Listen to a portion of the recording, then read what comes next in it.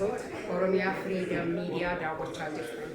Magaalaa Siyaatilitti akka keessummaa guddaa qabna simannaa aartiist jaalatamaa kabajamaa Jaafar Yesuuf. Anaa dhufu jechuun deemna yeroo xiqqoo nu eegaa dhufaa jiru galatooma.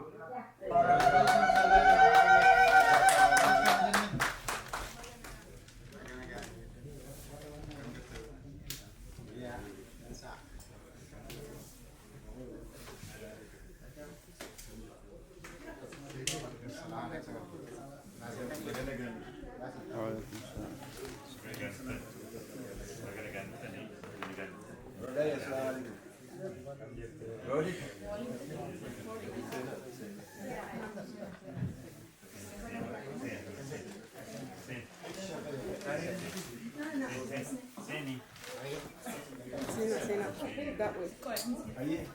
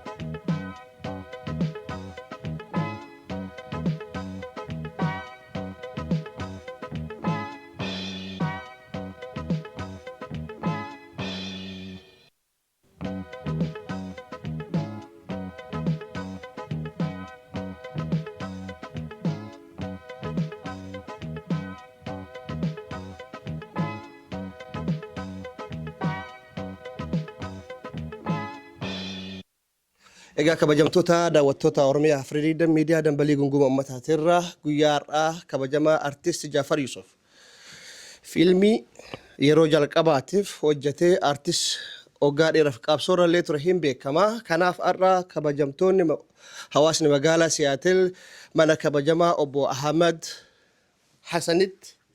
Huseenitti waamicha taasisanii fi keessummoota wajjin irbaata bareedaa kan affeerraa taasisanii jiru. Kanaaf haga dhuma sagantaa keenyaa nu daawwadhaa isiniin jenna. Jaafar Yuusufiin wal qabatee manguddoon obbo Taaddalaan akka sagantaa kana eebbannu banan isin affeera. Eebbisa Jaafariin warra manallee eebbisa. Eessi haa ta'u. Buleessa keenya Jaafar baga nagaan dhufte iddoo adda addaa si argaa jirraa yeroo hundumaa si qabsoo saba keenyaa gubbaatti yeroo ati olii gadhamaatu si argina. Baga nagaan dhuftee baga nagaan magaala kana geesse saba keessa argitee saba keetti makamne siin jenna. Namni keenya magaala kana jirtanis kabaja Waaqayyo isiniif haa kennu. Manni kun mana nagaa haa ta'u. Kan akkas hojjettanii nama keenya simachuu keessanii baay'ee nama boonsa. Manni keessa mana nagaa haa ta'u. Oromiyaan Firiidam Miidiyaas Waaqa isiniif haa jiraadha. Dhuftanii waan kana kan qindeessitanii nu dhaabbattanii nu jajjabeessanii waan kana seera akka nu darbu yeroo gootanii baay'ee nama gammachiisa. Kunis bilisummaa guddaadha. Waan akkanaas keessatti magaala kana qabaachuun keenya guddina keenya. Waaqa isin haa guddi qabeenya isiniif haa kennu. Baga nagaan nu dhufte siin jenna boleessa keenya. Galatooma manguddoo lammataa aansaa qabsaa kenna jaalodhaa tasillee as keessa jiranii mee achumaan du'aayii godha isinillee. Isin hundinuu baga nagaan dhuftanii Jaafar baga nagaan dhuftee Firiidam Miidiyaan waan kana qopheessuu isaatiif hedduu galatoomiin siin jaa. Kanaa achi kan danda'u. Hayyeegaa. galatooma. Egaa daawwattoota keenya galatoomaa hawaasni keenyallee akkasuma Ahmadulleen Zamzamillee sagantaa kana qopheessitee keessummaa kabajaa kana mana keetti simachuu keetiif hedduu galatoomi. Irbaannis qophaa'ee jira. Yaada nama tokkoo fudhanneeti gara irbaata deemna. Nu hordofa. Galatoomi Oromiyaa Freedom Media duraan dursee siif hojjettoota keessa hunduma galateeffadha. Kanatti aansuudhaan hawaasa keenya asitti argamtan hundi keessanuu galatooma. Galanni keessan bilisummaa haa ta'u. Obboleessa keenya artiist Jaafar Yusuf akkasumas qabsaa'aa Jaafar Yusuf simachuudhaan warra asitti argamtan hundi keessanuu galatooma ulfaadhaa. Atis baga nagaan dhuftee nu keessatti argamuu keetiif akka maqaa artistoota Oromootii fi maqaa hawaasa Siyaatil guutuudhaan baga nagaan dhuftee welkamsiin jechuu barbaada. Galatooma. Galatoomi. Artist Shoolee Tafarraa kabajamtoota daawwattoota keenyaa sagantaa irbaata Jaafar Yusufiif taasifame wal qabatee keessattuu Jaafar akka magaala kana dhufu ka taasise keessaa aadde Margituu Argoodha nama tokko. Egaa nyaata booda sagantaa badhaan hawaasa kanarrallee yaada fuuneetiin isin biraan geenna. Jaafar baga nagaan dhuftee magaalaa Siyaatil anaa dhufuu siin jennaa uummanni. Siyaatil baay'ee si jaalataa si kabaja anaa dhufu. Amma namoota tokko hin gaafadha maal akkatti dhagahame awwal irraa jalqaba. Awwal magaalaa kanaa fi community tajaajiltaa koree keessallee hojjechaa jirtaa. Mee Jaafar dhufee magaalaa kana jira maal? Galatoomi margee jalqaba Jaafar baga nagaan dhufte dhugaa hawaasa Siyaatil keessatti arguutiif baay'een gammada. Ati dhufuun ammoo uummata keenyaaf namoota miidiyaa kanarratti yeroo qabsoo qeerroo san si argaa turaniif hawwii guddaadha jedheen amana. Anis akka nama tokkootti si arguu kiyya baay'een gammada. Gara baga nagaan gara magaalaa keenya dhuftee welkamsiin jennee jirra. Immoo Jaafar fiilmii asitti argisiifachuuf deema. Nurraa nafinaa itti hirmaadha. Namni hawwii duraan isa argaa turtan miidiyaa irratti beekaa turtani har'a qaamaan arguuf jirtanii itti hirmaadhaa isiniin jechuu barbaada. Galatoomi. Ulfaadhu awwal kennaa galatoomi. Akkuma argitanii manni guutuudha. Jaalushee. Jaafar baga nagaan dhuftee dhugumatti anis akka nam tokkotti hedduu gammachuu guddaan na dhagama. Jaafar yeroo duraa qilleensumarratti beeyna. Seenaan isaatii fi artistummaa qofa odoo hin taane nama tattaaffii guddaa dargaggeessi meeqaatam osoo qabsootan keessatti biraawanii wareega guddaa kafalaa ture. Hambaa jaallansaniiti hambaa uummata keenyati haa eegalli ijoollummaa isaatiin qabsoo Oromoo keessatti artistummaa qofa odoo hin taane bifa garaagaraatiin hojjetaa ture. Baga har'aan tana hambaa warra siin biraa hafeesan taatee biyya tanatti hiree ergattee nu iddutti argamtee dhihaadhuu warroonni nu quba guyyaa 30 takkaa kanatti hundi keessa warri magaalaa Siyaatil jirtan irraan hafinaa. Kanarratti sababa isaatiin obboleeyyan keenya hedduu bara dheeraa waliin argee yeroo dheeraa waliin argee wal agarree warri mana kanatti nyaata bareedaa akkanaa nu qopheessitan Ahmadii fi jaallan biroo walitti nu fiddanii wal nu barsiiftanii walis nu garsiiftan ulfaadhaa galatoomaa. Guyyaa 30 takkaa sa'a 3tti akkuma filaarri jirutti nafinaa hundi keessanuu argamaa ulfaadhaa. Welcome baga nagaan dhufu. Galatoomaa. Nagaa jirtaa kunaatillee galatoom margitu assalaamu alaikum warahmatullahi wabarakatuh isin jedha cufa keessaniinu duraan dursa miidiyaa OFM galateeffachuun barbaada. Carraa kana akka miidiyaa Siyaatilitti ija hawaasa Oromoo Siyaatilitti asitti nu ergame kallattiidhaan waan kana nu dabarsuu keessaniif hedduu isin galatoofadha jedha. Itti aansuudhaan Jaafar welcome to Seattle siin bareeddi siin mi'ooyti. Aartiin kuni ammoo aartii kana qabattee gama Seattle nu fiduu kan keetiif hedduun si galatooffanna. Akka yuuthiititti yuuthii Seattle hedduu aartii kan kee kanaan hedduu ittiin boonti. Kana jechaan ammootu hawaasni guutuun akka Siyaatilitti magaalaa bareedduu teenna xiqqeenna tana hin laaliin. It's a green city by the way. Jechaan magariituu akka Oromiyaa tanaan isin simanna. Simannaa kana ammootu nurraa hin tuffatini. Ittiin bareennee ittiin qophooynee akkana simachuu kennaaf akka Siyaatilitti hedduun si galatoofadha. Dhiyaadhuu siin jenna gama Siyaatil. Oromiyaa Freedom Media galatooma nu gidduutti argamtanii obboleessa keenya kana simachuufi uummatii Siyaatil hawaasni Siyaatil asitti dhiyaattanii isa simattan illee galatooma. Ahmed Hussein maatiin isaa illee galatooma. Taansee obboleessa keenya qabsaa yeroo kanaan dura yeroo hiriira nagaa baanullee aadannoo kansaa muuziqaa kansaa qabannee deemaa turre yeroo hundumaa nu waliin ture amma immoo qaamaan nu gidduu jira. So yeroo wal argine akkuma nama wal beeku nutti fakkaate akkuma nama kanaan dura wajjin ture wayii because waan haala adda addaa keessatti walumaan turre. So amma immoo nu gidduutti argamuu isaatiif baay'ee gammannaa.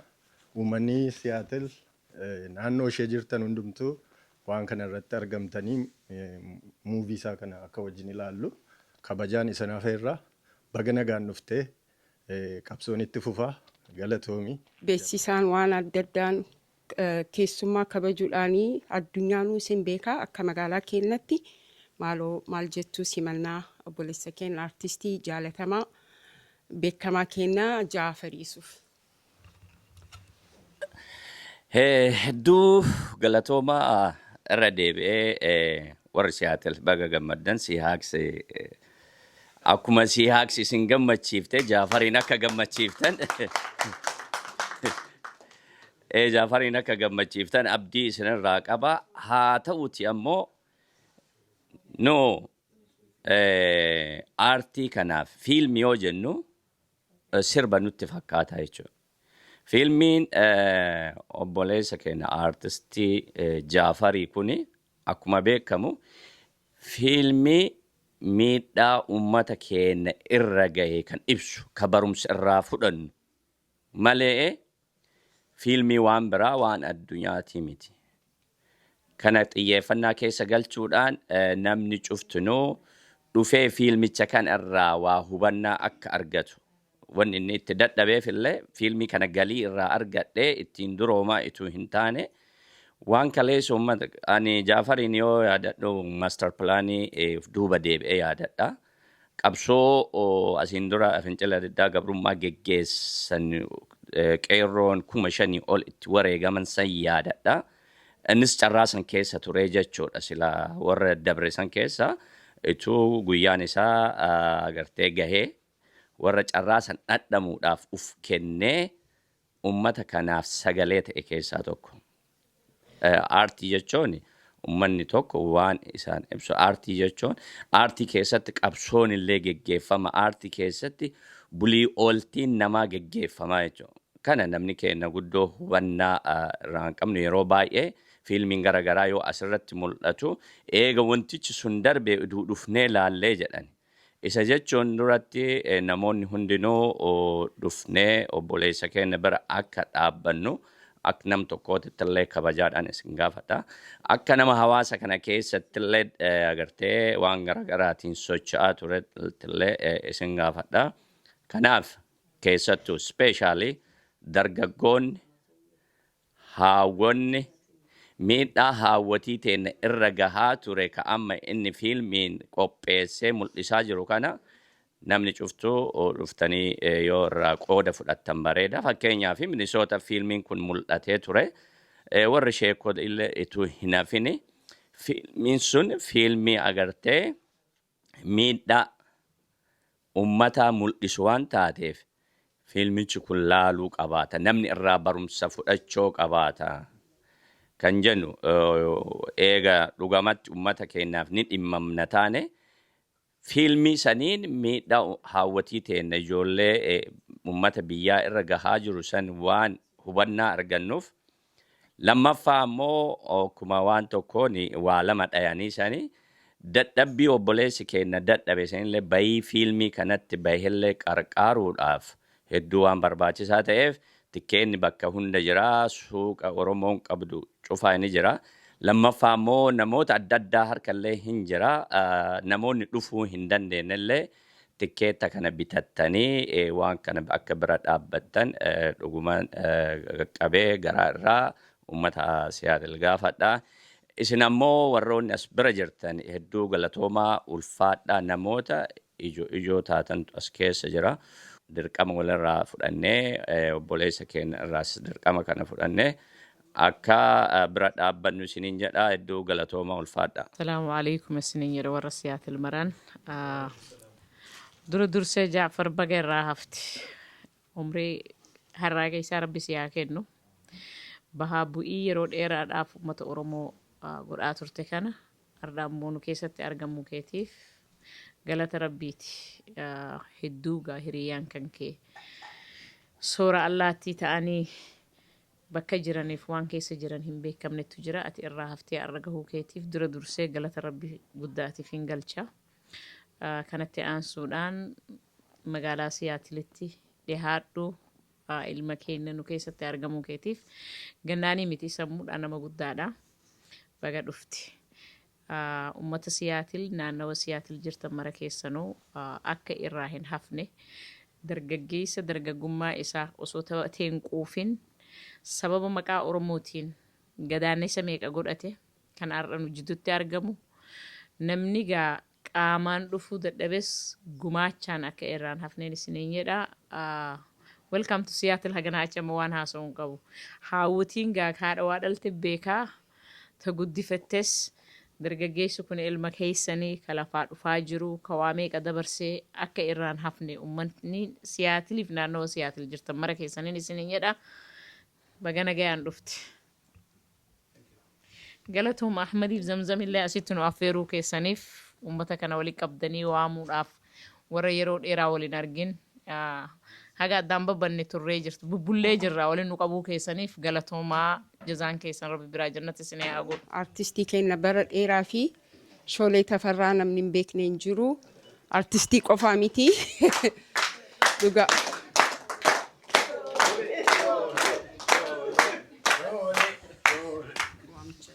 Ni naasamoo ni sirbaree irra keessan sirba fakkaata. Haa ta'u galatooma waan naaf feertaniif waan akkanaan na simattaniif hedduu natti tolee jira. Bara dargaggummaa tachi na deebiftanii wanni tokko manni keenya kan irraa beekuu qabnu yeroo dheeraadhaaf seenaan Oromoo sagaleedhaan himaan abbaan ilmatti akaakayyuutti akka dabarsaati kan as geenye. Har'a garuu galata Rabbiiti sana bira dabarreeti barreeffamaan hojiidhaan waan dalagame ifatti warra hin arginiif agarsiisaa jirra. Sarka kana gahuu keenyaaf waan guddaa irra geenye irraa itti gammaduu qabna itti namana. Warri immoo waan keenya dhaabbatanii nu dura dhaabbatan yeroo dheeraaf yookaan warri diina keenya waan barreessan waan himame hundayyuu barreeffamaa fi waan adda addaatiin fiilmiidhaan nu agarsiisaa turan jechuudha. Waan duratti dalagamaa ture akka waan nuti dalagneetti ibsataa turanii jechuudha. So maaliif kun ragaa waan nuti biraa ragaa hin qabneef waan nuti dalagu fi nurra dalagan isa sanaan ragaa nurratti ba'anii ittiin nu rakkachaa nu jirsaa turan. Har'a garuu sana bira dabarreet barreeffamaan illee muuviidhaan illee walleedhaan illee waan adda addaatiin waan silaan nurraati akka sabaatti gurmeeffannee akka sabaatti qabannee ol keewwataa jirra. Ani dukkanaan duubarraa kaasee muuvii Oromoodhaa kan duraa namni keessa nuuni beektu warri argitanii achirraa kaasetiin quba qaba waan kana jechuudha. So namni dukkanaan duuba gaaf sanan dammaqin yookiin dukkanaan duuba laalin gaafa himaan dhaga'u ni gaabba ammarraatti. Akka hin gaabbine uummanni keenya na jala darbee na agarree toon gaafas dhaqee jettanii akka hin gaabbine akkasin jala hin dabarre uummanni Siyaatil irratti argamaa carraa kanatti muuvii kana ilaala. Muuviin kun seenaadha. Seenaa uummata keenya irratti waan dalagamaa ture waan nuti hin argin obboleessi keenya qaamaan achi keessa waan tureef waan qeerroo Oromoo irratti haadholii Oromoo irratti abbootii Oromoo irratti dalagamaa ture seenaa nu yaadachiisuudhaaf Jaafar Yuusuf ni beektan. Jaafar Yuusuf eega qabsoon Oromoodhaa qabsoon qeerroodhaa injifatee booda nama garee tokkotti goree garee tokko fuuldura dhaabbatallee miti jechuudha. Namoota qabsaa'ota hunda ija tokkoon laalu ija tokkoon faarsaa ture hundi keessan hundi beektanoo ta'e. Kanaaf nama akkasiiti tokko. Lammaffaa waa'ee amantii keessatti dhiibbaa tokko illee hin qabu. Kun waan duratti dalagamaa ture ilaaluun akkasi tureedhaa jennee hubachuun dhalootaaf keewuun isan argine dabarsinee dhaamsa dhaamuudha. Seenaadha. Seenaa dubbachuun haraama hin qabu yookaan immoo cubbuu hin qabu. Kanaafuu koottati ilaalaa wanni kun akkasiin jala dabare. Lammaffaa nama isin nuuf dadhabe tokko nama Oromoodhaaf dadhabe tokko bira dhaabbatee jajjabeessuun jabaadhu jechuun kan gara fuulduraa bakka nu barbaachisetti hirkoo nuu ta'u uummachuudha jajjabeeffachuudha. Kana waan ta'eef warra amma dura Jaafar Yuusuf waan silaa qabsoon Oromoo gaafattu wanti inni isarraan ga'e yookiin immoo wanti inni hin baasin hin jiru. Qabsoo hidhannoo irraa kaasee qabsoo qeerroo irraa kaasee karaa humnaatinis karaa lolaatinis karaa tolaatinis nama qabsaa'aa ture. Nama dhugaadhumatti bira dhaabbachuudha qabnuudha. Kanaaf baga nagaan dhufte siniin jedha ulfaadhaasis warra asitti argamtan hundi keessanuu dhiiraa dubartiin warri mana kanaas ulfaadhaa galatooma yeroo hundumaa walitti nu qabdanii wal nu garsiiftu isin galateeffanna fayyaa ta'a. Artist Shoolee Galatoomaa dhugaa jechuu fi sagantaa bareedaa kana warri qopheessee Zamzam abbaa manaa Zamzam Jaal Ahmaduu Roodaa abbaa manaa Roodaa obbo Alii galatoomaa ulfaadhaa nuuf jiraadhaa jidduu kennaa rabbi hin dhabamsiisinii siniin ja'a. Ammoo asitti darbeeti osoo artistii kennatti hin dabarsine wanni jedhu tokko jira. Ani carraa argadheeti Minisootaa deemee fiilmii isaa ka duraa warra argi keessaa tokko fiilmicha qulqullutti ilaaleera. Wanni haraama jedhamu yookaan amantaa tuqu hin jiru. Waanuma bu'aa bayii Oromoon keessa darbitee calaqqisiisaa. Kutaa hunda calaqqisiisaa. Gandummaan hin jirtu. Wanni tokkollee hin jirtu dhugamaanii maatii keessan qabadhaa. Ijoollee keessan qabadhaa. Hawwatiin illee guyyaa 31tti Alaskaa gubbaa bakkuma dur Oromoo fiilmiin itti agarfamu achitti nurraan hafinaa ja'a galatoomaa. Amma artistii kennaa jaalatamaa kabajamaa nu keessatti argama jedhee yaanne yeroo dheeraa beekaa obboleessa kiyya kana ulfaadhu Jaafar Alii keenya mee waan magaalaa Siyaatiliin jettu sirraa dhageeffannaa anaa dhufu.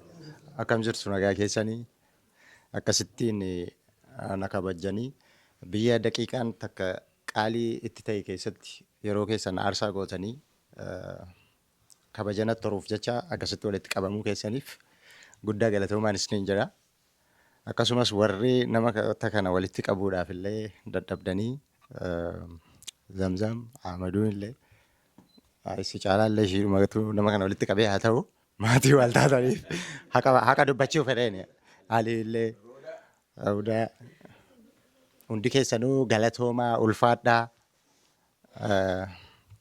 isiniin jira. Garuu maayikii yeroo hin qabaddu yeroo hedduu geerarsa faana mul'ata haa ta'u. Baatii kabajamaadhaan mallee soomanaa hin oole sanan dhiisna. Gara yaada kiyyaatti yeroo darbu wanni asitti walitti qabamtaniif waa'ee kiyyaaf walitti qabamtanii akkasumas immoo sababa fiilmii ani dalagee jirudha. Fiilmiin ani dalagee ani haa dalagu malee fiilmiin kun fiilmii Oromooti. Fiilmii kana keessatti namoota 50 oltu irratti hirmaatee jira. Gosoota Oromoo fiilmii kana keessatti hin hirmaanne hin jiru. Hanga Keeniyaa keessa warra jiranillee Gabra Oromaa jarallee dabalatee jechaadha. Keessatti hirmaatanii jiru. Fiilmii nama hunda fakkaatudha. Fiilmii kana namni qaamaaf qalbiidhaan taa'ee daawwate namni kamuu keessatti of arguu ni danda'a. Yoo ofii isaatii keessatti of arguu dadhabillee maatii isaa keessatti ni arga jedhee yaada. Kanaafuu fiilmii kana warri Minisootaa yoo xiqqaate nama 1,000 oltu bahee daawwate yoo jara gaafattan warri irraa hafeyyuu erga namoota irraa dhaga'anii booda irra deebi'ee nutti agarsiisidhaan jechaa turani. Beellama qabeefiin jira hanga samarii Osfanaan deebi'ee dhufutti jechuudha. Kanaafuu isinillee irraa nafinaa jechuufi waa'ee fiilmii kanaa immoo warri namoonni hedduun irra guddaan warroonni amantiidha. Akka waan fiilmiin kun waan haraama maal ta'etti ilaaluu jiru. Fiilmiin kun seenaa Minilik irraa kaasee haga bara wayyaaneetti waan jirudha kan inni of keessatti hammatee jiru. Fiilmiin kun Oromiyaa keessatti eebbifamee ture.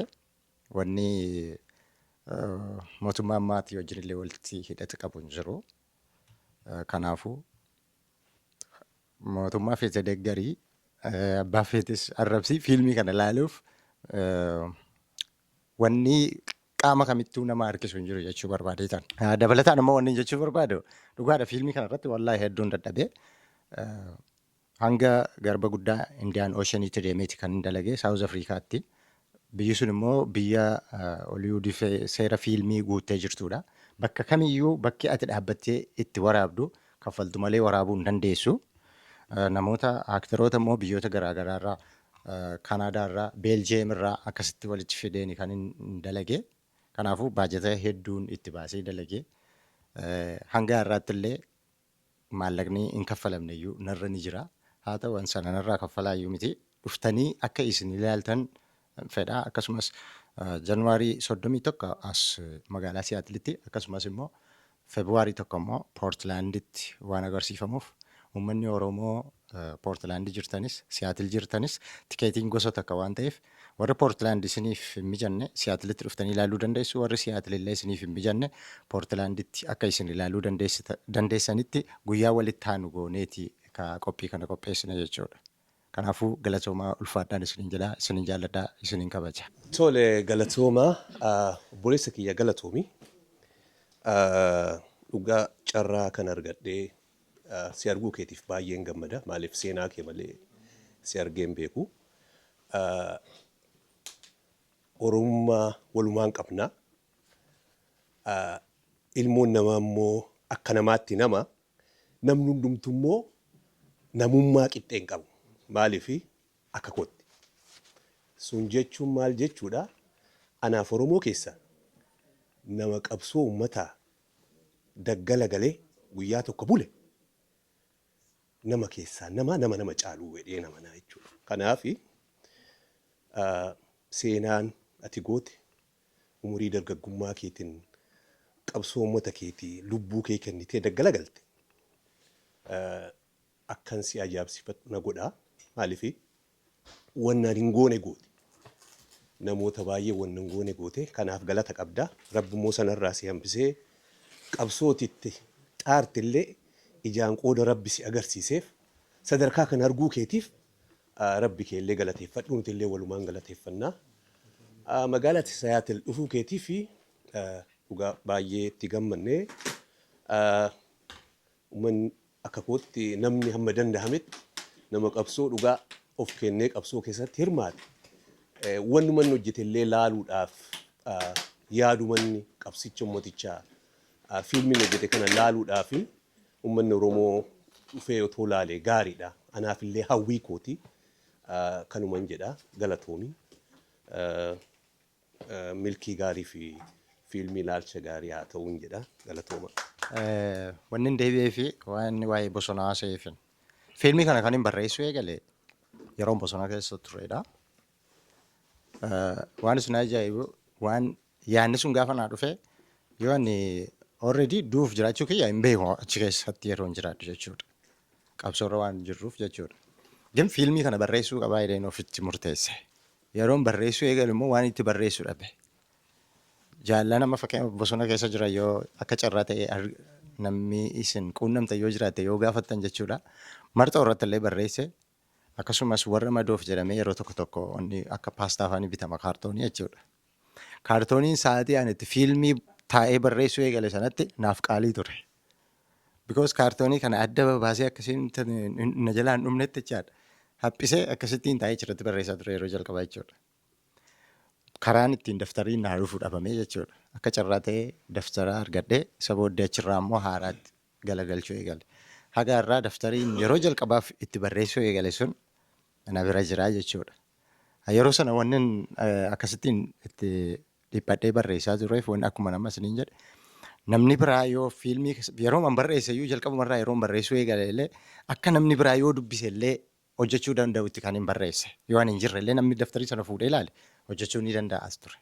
Gina akka carraa ta'e immoo rabbiin alallee na hambise akkasittiin fiilmii kana dalagee akka isin har'a ilaaltan godhee jira jechuudha. Galatoomaa. Salaamu alaikum warahmatullahi wabarakatuh. Baga nagaan dhuftanii marti keessanuu baga asitti argamtani. Baay'ee wal kabajnee waamicha keenya wal dhaggeeffanneetu agam akka wal kabajnu nu agarsiisa. Baay'ee kabajamaa nu kabajanii dhufuu keessanitti jaallee Jaafarillee baga nagaan magaala Siyaatilitti dhuftee baga fayyaa taatee bakkee turterraa. Qophii har'aa kana akkasittiin bareechanii warra qopheessanii Zamzamiin isa olaanaatti kabajaa guddaan kennaa fi kabajamii rabbi siyaa kabaju. Roodaallee Aliillee kabajamaa isinillee. Fiilmii qophaa'e kana magaala Siyaatil uummanni keenya magaalli Siyaatil bira dhaabbattanii akka waliin bira dhaabbanneetu ilaallee dadhabbiisaallee gammachiisnuuni waamicha guddaan sinii godhaanillee karaa kootiin guyyaan Jaanuwaarii 31 ta'a. Biliis irratti dhiyaadhaatii keessummaa keenya kanaa qeebalaa. Gurbaan kun waan baay'ee ta'e uummata Oromoodhaa fi maastar pilaanii innaa uumame sanaa qeerroo waamee maastar pilaanii fuuldura kan dhaabbachiisee isa duraadha. Kana irrattis uummata Oromoodhaa fi wareegama guddaa eegaleera wanta kana irratti. Akkasittiin quba qabaadhaa. Piliis bira dhaabbadhaa. Salaamu alaikum warahmatullaahi wabarakaatu. Galatooma. Irra deebinee obboleessi keenya baga nagaan dhufte obboleessi ilma keenya taata. Ani waan jechuu barbaadu nama keenya ijoolleen keenya kuni itti qabsooftee itti dadhabdee kaan duutee kaan haftee nu bira geesse inni nu bira dhufe jechuudha. Waan achi jiru waan rakkina irra geessan waan irra darban san waan uummanni keenya keessa jiru kana akka fiilmitti qopheessee kan nu biraan gahaa jiru. Namni keenya qabsaawaa isaa yookiin nama isaa dadhabee yoo bira dhaabbatee kabajuu yookaan immoo mooraal itti kennuu baatee namni biraa wanti biraallee yoo dhufe qabsaa'u namni adeemu tokko waan kee dubbattuu dhafiin rakkata jechuudha. Wanti nuti sabni keenya kana baay'ee irratti ilaalaa jirru gaafa saba isaa qabsaa'aa isaa ijoollee isaa jajjabeessuu ciccimsuudhaa gaafa ta'uu nurra jiru sababa adda addaa uummatee yookaan walii gaddee qabu namarraa dhaabbachuu ijoollees mooraalii dhoowwu namni biraallee akka sana bira darbee waan gaarii nu hojjenne saba kanaaf akka yaadnetti innuu akkana ta'e akka ta'udha. Noonni kun mooraalee argatee fuulduratti waan adeemu ta'e ijoolleen illee isa biraa dhuftu namni biraas illee mooraalee argatee waan saba kanaa irratti hojjechuudhaaf qabsoo kanaaf waan saba kana maalummaa isaatiin illee itti boonee fuulduratti adeemaa jechuudha. Fuuldura nama deemsisa waan saba kana dubbachuu kan danda'u qabsaa'us kan danda'u jechuudha.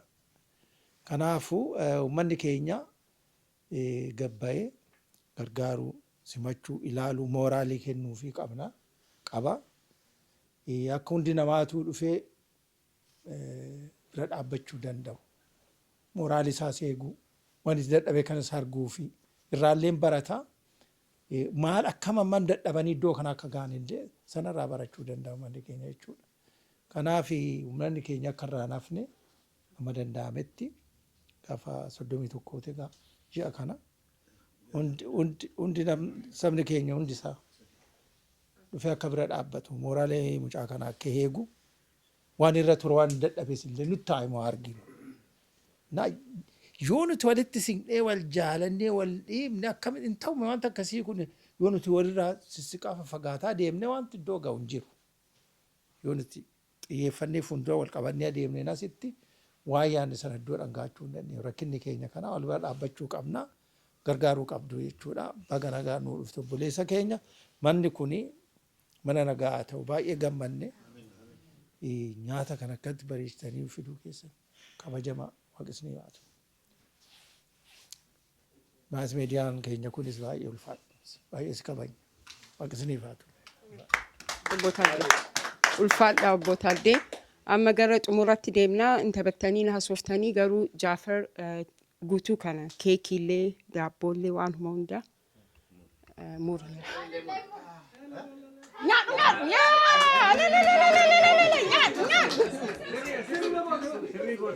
Sirri ma godhu.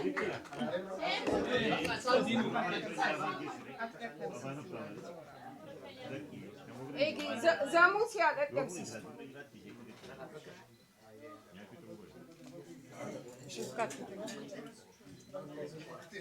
Okay. Okay.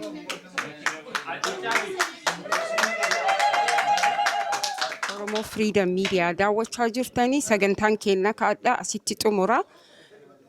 Wal argaanii bakka sagantaatti sanbata dhufu ka fuulduraa kana 31tti sa'aatii 3 achumaanu Portland February 1tti galatoomaa waan nu daawwattaniif nu wajjin jiraataniif galatoomaa.